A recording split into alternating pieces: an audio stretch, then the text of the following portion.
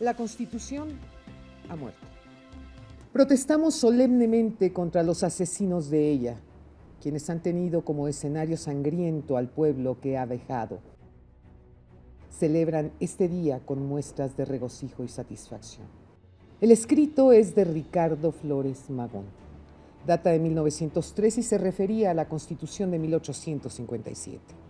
Es un fragmento del editorial del Hijo del Aguizote, que se publicó el 8 de febrero de ese año.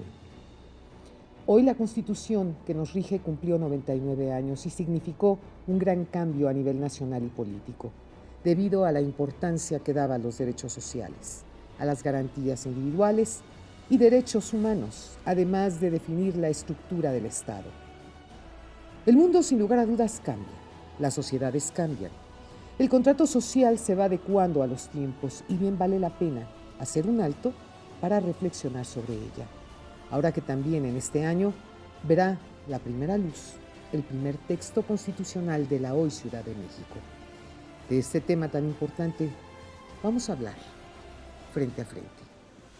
Quédese conmigo esta noche. El programa va a estar muy bueno. Esto es Frente a Frente, periodismo con responsabilidad. Comencemos.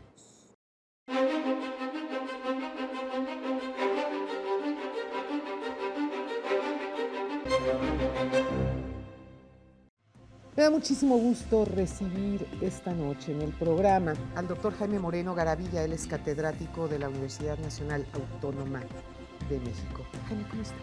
Hola Lolita, muy contento de estar nuevamente aquí contigo. Gracias por la invitación. Al contrario, Jaime, pues hay muchísimas preguntas relacionadas con esta nueva constitución de la Ciudad de México, que conste ya no el Distrito Federal, porque pues ya dejamos de ser Distrito Federal, ya es la Ciudad de México. Adiós, dijera el jefe de gobierno Miguel Ángel Mancera, adiós al Distrito Federal, bienvenido Ciudad de México. Muchas expectativas, muchas preguntas por parte del público que a mí me hacen llegar a través de la página de Facebook. Y una de ellas es, ¿en qué nos va a beneficiar a todos los que son capitalinos o los que vivimos en el Distrito Federal, en la Ciudad de México ahora, esta Constitución? ¿Cuál es el beneficio particular que se puede esperar por parte de la ciudadanía? Bueno, mira Lolita, antes que nada déjame decirte que es muy importante, no solamente para los ciudadanos del Distrito Federal. Hoy Ciudad de México. Hoy Ciudad de México. Sí, claro. Sino para todos los gobernados en el país en general, conocer qué es lo que debe tener una Constitución. Sí.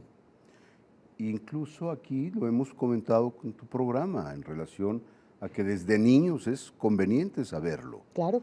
Porque el ciudadano futuro debe conocer cómo se estructura su país, cómo se estructuran los órganos de gobierno, qué ámbitos competenciales deben tener estos, cómo se designan a los representantes de estos órganos de gobierno, cuál debe ser la relación entre estos y los gobernados, cuál es el tipo de derechos que debemos de tener y de protecciones los gobernados frente al despliegue del poder público que detentan los representantes de los órganos primarios de gobierno. Ahí quisiera hacer una pequeña acotación al margen, porque sí, siempre hablamos de derechos.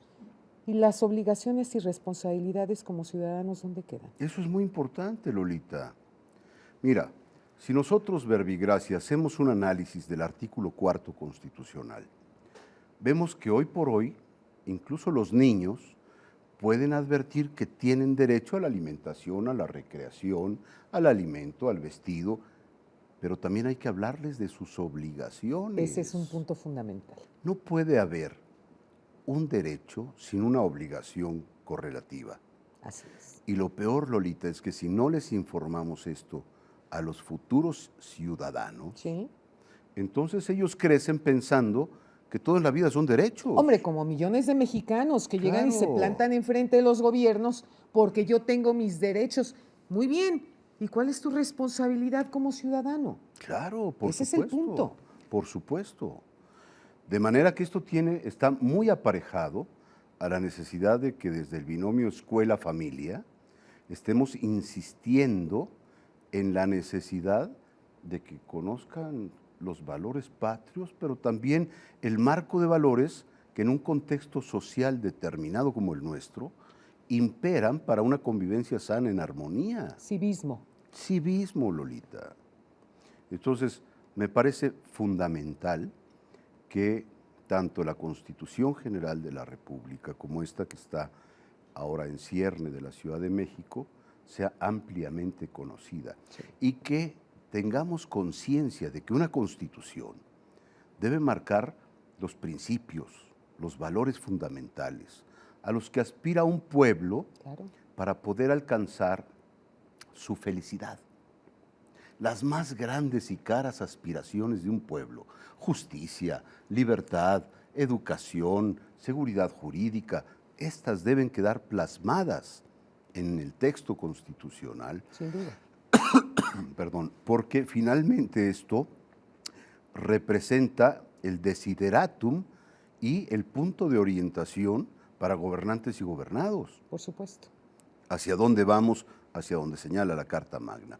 Por eso, fíjate, es tan importante un ejercicio como el que recientemente acaba de hacer el Instituto de Investigaciones Jurídicas de la UNAM, en el sentido de darle una cotada a la Constitución para que ésta conserve exclusivamente eso, Lolita, principios y valores, y dejando la parte reglamentaria para una ley constitucional que se encargue de todas las minucias, porque una ley reglamentaria debe detallar, pormenorizar lo que la norma reglamentada simplemente enuncia a manera de principio. Por supuesto. Yo no creo que haya una constitución, es más, lo afirmo categóricamente, Lolita.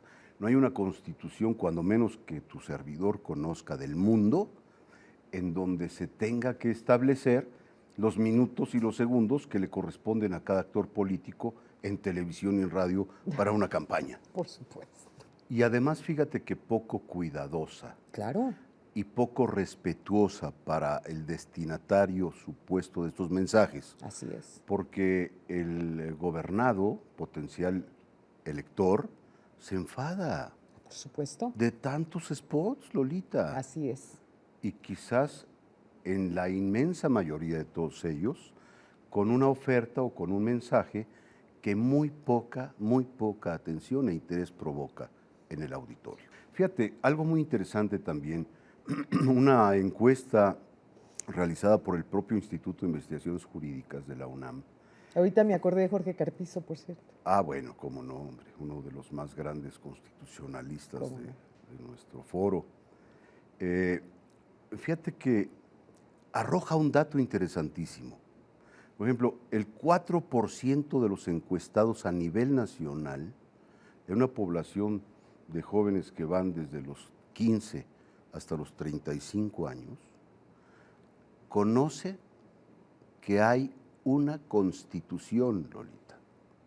No quiere decir que conozcan la constitución. Sin duda. Saben que existe una constitución. El 4% de los encuestados saben que existe una constitución.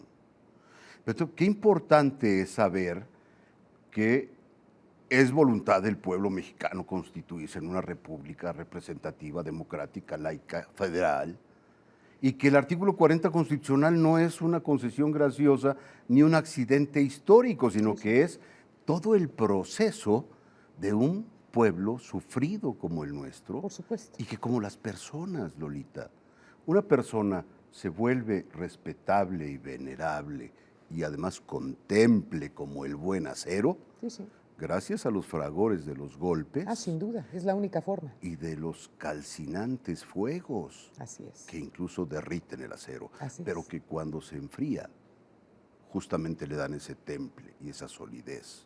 Así los pueblos, así el pueblo nuestro. Por supuesto. Gracias a ese tipo de expresiones, hemos podido tener una vida institucional, en paz, en armonía. Habida cuenta de a que pesar de todo, mira que hemos pasado por mira todo lo que hemos pasado, problemas, Lolita, claro. Pero estamos a punto de cumplir 100 años festejando una constitución que ciertamente ha sido muy reformada y en las más de las ocasiones, pues para obsequiar los deseos del Ejecutivo en turno, claro, ¿no? Pero nos ha dado paz, nos ha dado armonía social Dentro de nos- todo. y posibilidad de progreso, que eso es lo importante. Absolutamente. Y bueno, tú mencionabas que solo el 4% de los encuestados saben que existe una constitución. Hombre, no veamos más lejos. Representantes populares, diputados federales, yo creo que no saben ni que existe en algunos casos la Constitución. O sea, así de patético está el caso. Si tú te pones a analizar quiénes son los que se supone, deben de estar haciendo las leyes en este país, es que hay algunos que ni siquiera saben hablar, mucho menos escribir. Ya ni hablemos de redactar una ley, ¿no? Es decir, y todo porque, bueno, hay ciertos sectores de la sociedad que deben tener una representatividad en el Congreso de la Unión. Sí, pero yo me imagino que debe de haber gente un poquito más preparada. Fíjate que en este sentido va a abonar mucho la recientemente aplicada figura de la reelección legislativa. Sí, claro. Porque comentábamos tú y yo hace un momento, y lo decías con profunda pertinencia, los representantes de la nación, como lo son los diputados, en los términos del artículo 51 constitucional, pues son esos, representantes de la nación. Y nuestra nación por naturaleza tiene por riqueza De la dulce de pluralidad. chile y de manteca. ¿No? Claro. Entonces ahí va desde el que ha tenido la fortuna de la educación superior hasta quien puede lucir con gallardía y con orgullo, pues su atuendo de huichol. Sí, que yo no tengo, a ver, ojo, absolutamente nada en contra de un indígena, pero por Dios, de ninguna No, manera, claro al que contrario. no. No, a mí lo que me brinca mucho es algunas figuras que son populares y que ciertamente pues, no conocen ni la U por lo redondo.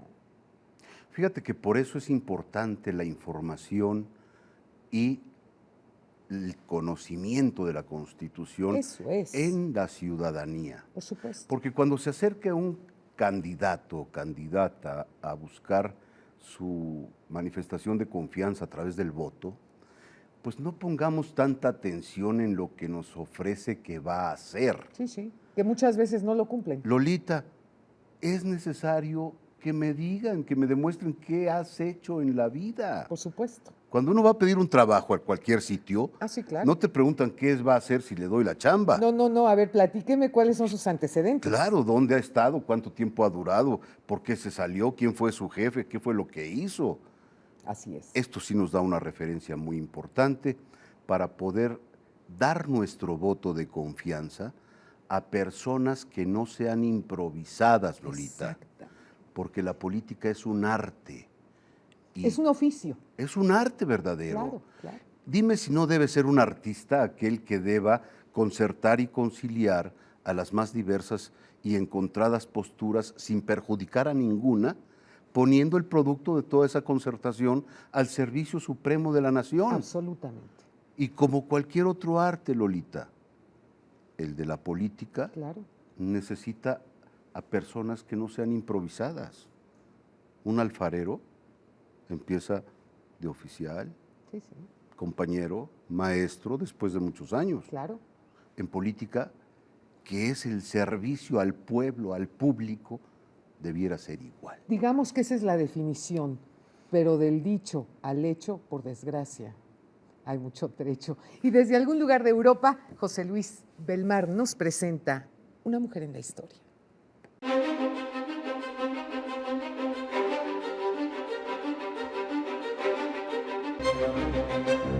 Solo existe una raza en el mundo, dijo Josephine Baker, quien nació en San Luis, Missouri en 1905 y vivió en la pobreza hasta que aprendió a bailar y se convirtió en un éxito mundial en Francia y en todos lados.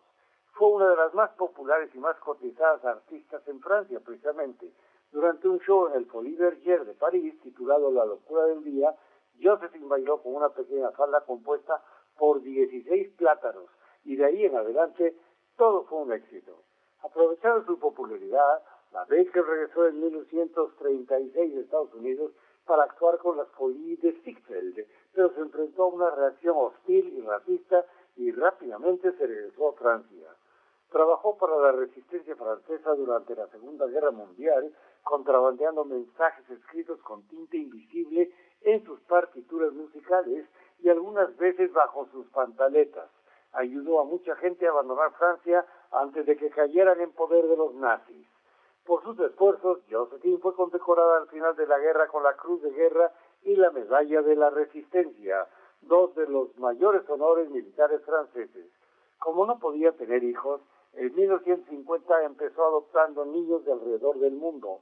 Adoptó a 12 y creó lo que ella llamó su tribu del arco iris.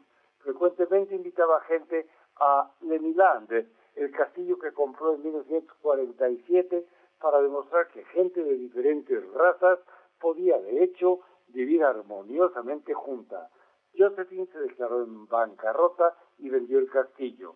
Fue su amiga la princesa Grace Kelly de Mónaco quien, después de una presentación exitosa de la Baker en el Principado, ordenó una villa fuera de Montecarlo, donde Joséphine y sus 12 niños pudiesen vivir el resto de sus vidas. Joséphine murió en abril 12 de 1975 a la edad de 68 años. El día de su funeral, miles de personas se alinearon en las calles de París para ver la procesión. El gobierno francés la honró con un saludo de 21 cañonazos. Baker fue la primera estadounidense en la historia de ser enterrada en el cementerio de Mónaco con honores militares. Desde Europa, José Luis Belmar presentó para Frente a Frente a una mujer en la historia, Joséphine Baker.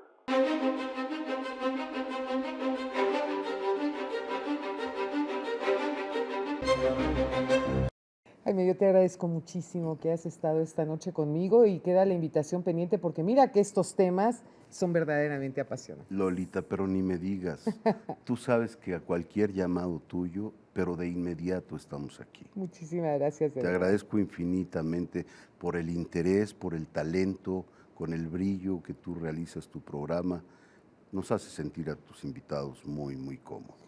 Están en mi casa y en su casa, por supuesto. Qué linda. No se pierda nuestro próximo programa. México vive tiempos de cambio, tiempos de dar la cara, tiempos para hablar frente a frente. Muy buenas noches.